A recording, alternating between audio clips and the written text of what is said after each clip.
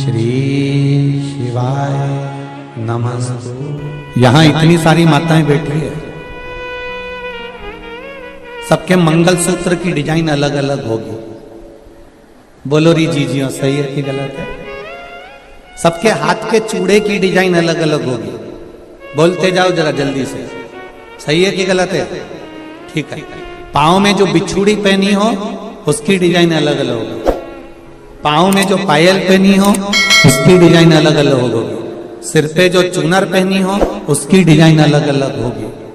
16 श्रृंगार जो तुमने अपने तन पर, अपने शरीर पर सुहाग की जितनी वस्तुएं धारण करी है, चाहे बिंदी लगाई हो, नथनी पहनी हो, कुंडल पहना हो, मंगलसूत्र पहना हो, सबकी डिजाइन अलग अलग होती है। केवल 16 श्रृंगार में से एक श्रृंगार ऐसा है जिसकी डिजाइन नहीं बदली है, वो है मांग का सिंदूर, कुमकुम एक जैसा होता है। बोलो सही है कि गलत है? मांग का सिंदूर, मांग की कुमकुम, मांग में लगने वाला कुमकुम, इसकी डिजाइन कितनी बदल गई लोगों की जिंदगी में। मंगलसूत्र की डिजाइन बदल गई, चूड़े की डिजाइन बदल गई, कुंडल की, नथनी की, बेंदा की, सब की डिजाइन बदली, टीकी की भी डिजाइन बदल गई, पर नहीं बदली तो मांग के सिंदूर कंकु की डिजाइन नहीं बदली, क्योंकि इस डिजाइन को तो परमात्मा ने छाप कर भेजा है, तो उसको बदलना भी मुश्किल है, वो नहीं बदल सकता।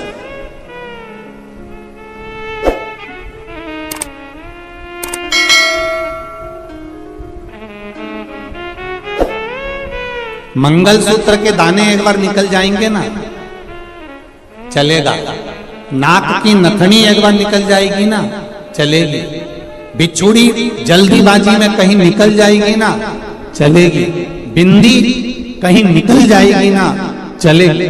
हाथ का चुड़ला कहीं निकल कर रखा गया ना, चलेगा।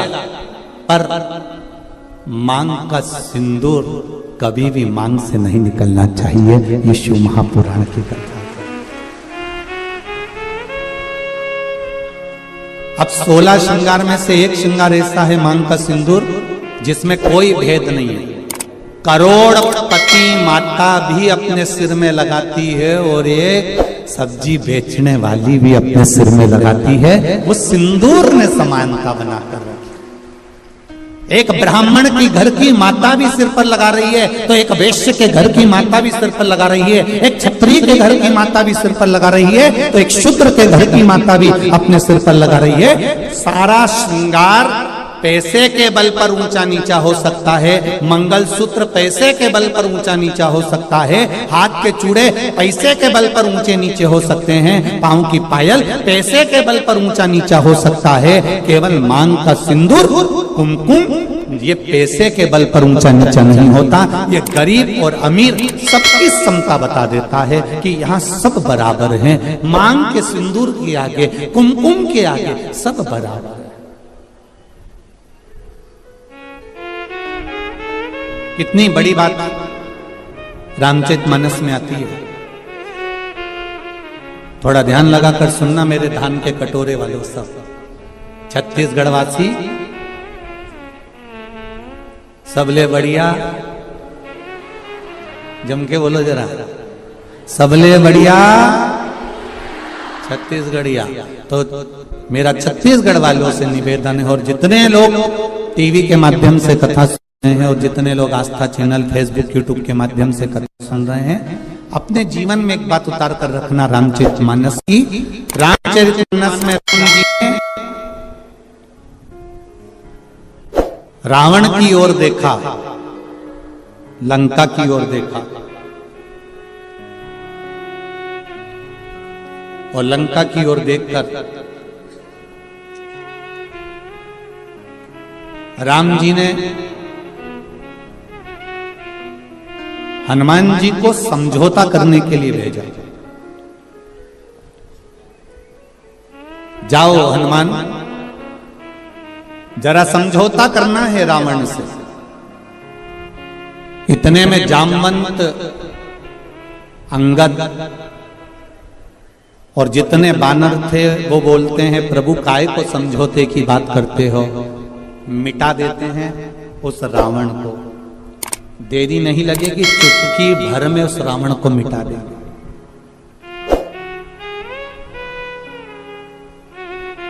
चुटकी भर में रावण को मिटा देंगे। राम जी ने कहा रावण को मिटाना सरल है, पर मंदोदरी के मांग के सिंदूर को मिटाना कठिन है। जरा ध्यान दीजिए,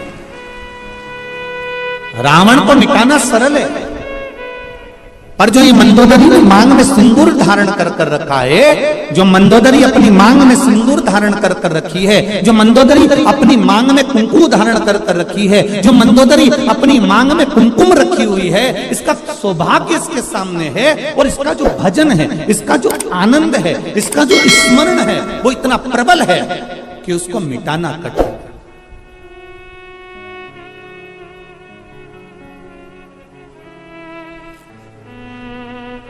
एक बात कहना चाहूंगा बहुत अच्छे से, आदरणीय गृह मंत्री जी हमारे यहाँ कथा में श्री ताम्रध्वज साहू जी यहाँ बैठे हुए हैं। आप तो आज आए हैं, पर आपके घर से जो बाईसा हैं, आपकी जो धर्मपत्नी है, हमारे लिए तो माता के तुल्य हैं। हमने देखा कल भी परसों भी 2 दिन से हम लगातार देख रहे हैं, कहीं के दूसरे मंत्री की अगर पत्नी होती ना तो 3 घंटा कथा में नहीं बैठती, पर हमने ये चीज देखी है कि वो 5 दिन की कथा में 2-3 दिन लगातार कथा का रस तत्व ग्रहण कर रहे हैं। हम कहना चाहेंगे संपूर्ण विश्व के सनातनियों को एक बात बताना चाहेंगे कि पति जब घर से बाहर निकलता है, पति जब अपना घर छोड़कर किसी मार्ग की ओर आगे बढ़ता है, तो उसके साथ में धर्म पत्नी भले साथ नहीं रहती हो, पर उसके मांग में जो सिंदूर रहता है ना, उसकी चमक पति के साथ हर पल रहती है। ये निश्चित था।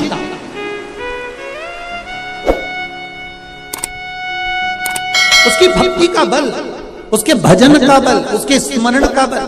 अभी अभी आपने तुलसी जी और शालिग्राम की शादी जी करी होगी, बोलो सही है? एकादशी पर अभी तुलसी जी का ब्याह भगवान शालिग्राम जी के साथ लड्डू गोपाल के साथ करा होगा। जरा विचार करना, उस जलंधर को मारने के लिए देवताओं के पसीने छूट गए थे। क्यों?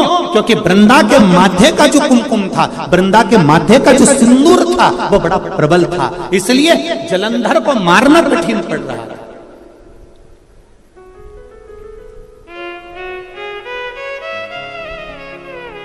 फिर करा क्या गया कि इसके सात्वित्व को डिगाया जाए,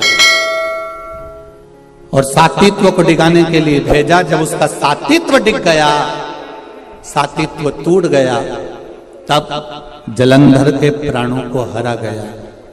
फिर निवेदन करूंगा, मेरी जितनी माताएं यहाँ बैठी हैं, जितनी मेरी बहन बैठी हैं, जितनी मेरी जीजियां बैठी हुई हैं, जितनी मेरी बेटियां बैठी हुई हैं, निवेदन करूंगा, मंगल पाणिग्रहण संस्कार होने के बाद में, विवाह हो जाने के बाद में, अपने मस्तक पर मांग में, भले आजकल तो फैशन हो गया, ज्यादा सिंदूर नहीं लगाती हैं माताएं, कुंकू नहीं लगाती हैं, थोड़ा उनको एक अलग सा फील होता है, तो उनको वो थोड़ा, मेरा निवेदन है कि मेरी जीजियों से, मेरी माताओं से, मेरी बहनों से, मेरी बेटियों से निवेदन है, शादी होने के बाद में मांग में, और एक फिर निवेदन करूंगा, वो पेंसिल जैसी नहीं, पेंसिल जैसी नहीं, सिंदूर तुम्हारे पति ने जिस समय तुम मंडप के अंदर बैठी थी और चांदी के सिक्के से, कलदार से, अंगूठी से, डब्बी में से भर भर कर तेरी मांग में भरा था, ऐसा सिंदूर तुम्हारी मांग में भरा होना चाहिए, ऐसा भरा होना चाहिए।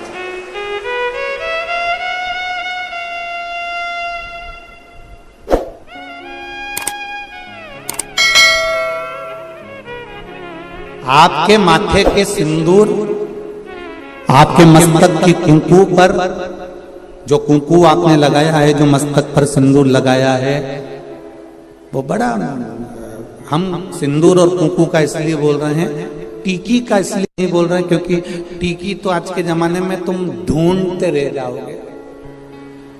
एक छोटी सी पंखड़ी को भी काटते काटते, जैसे माथा की जूनी रहे, वो को निकालो, फिर देखो, बस ऐसी इतनी छोटी सी टीकी माताएं लगाती है, इतनी छोटी सी बिंदी लगाती है कि पूरा माथा पे ढूंढते रह जाओगे कि है कि नहीं है, पहचान करना भारी पड़ जाता है। निवेदन है, बिंदी तुम लगा रहे हो, कितनी बड़ी लगा रहे हो हमें उससे मतलब नहीं है, पर मांग में थोड़ा सा सिंदूर, थोड़ी सी कुंकू, थोड़ी सी डोली, जो भी आप लगाते हो वो थोड़ा सा इस मांग में होना चाहिए।